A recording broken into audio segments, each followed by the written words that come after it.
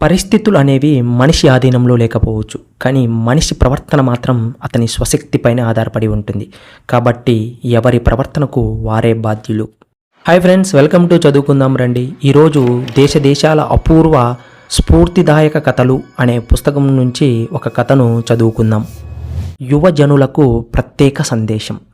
శిక్షణ పొందుతున్న ఒక మనస్తత్వ శాస్త్రవేత్త, సైకాలజిస్ట్, మానసిక రోగుల ఆసుపత్రిని సందర్శిస్తున్నాడు. ఆ ఆసుపత్రిలో రెసిడెంట్ డాక్టర్ అతని వెంట తిరుగుతూ ఆసుపత్రి అంతటినీ చూపిస్తున్నాడు.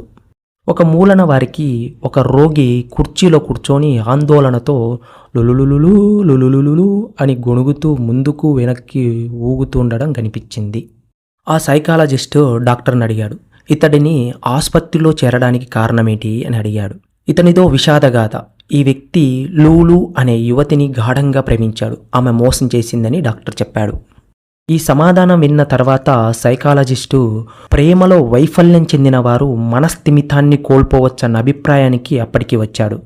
ఆసుపత్రిలోని మరో విభాగంలో ఆ ఇద్దరు డాక్టర్లకు తన తలను గోడకేసి పదే పదే కొట్టుకుంటూ లులులులు లులులులు అని దుఃఖిస్తున్న మరో వ్యక్తి కనపడ్డాడు.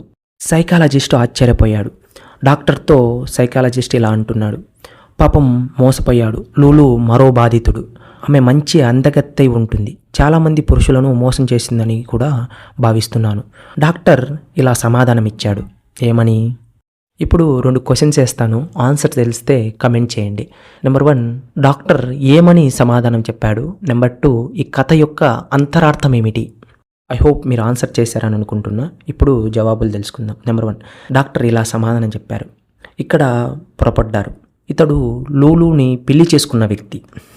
నెక్స్ట్, ఈ కథ యొక్క అంతరార్థం ఏమిటంటే, యువజనులు, అమ్మాయి కానీ అబ్బాయి కానీ, ఈ కథను ప్రత్యేకంగా దృష్టిలో పెట్టుకోవాలి.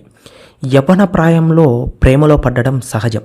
అయితే తాను ప్రేమించిన వ్యక్తిని పెళ్లి చేసుకోలేకపోయినట్లయితే తన పని ముగిసిపోయిందని కోకూడదు. జీవితం ప్రేమ కన్నా, పెండ్లి కన్నా చాలా గొప్పది, విలువైనది, అర్థవంతమైనది. సో జీవితం యొక్క విలువను తెలుసుకొని జీవించు. మీరు కూడా ఈ బుక్ను చదువుతారని ఆశిస్తున్నా. మరో వీడియోతో మళ్ళీ కలుద్దాం. అంతవరకు keep smiling. Thank you for watching.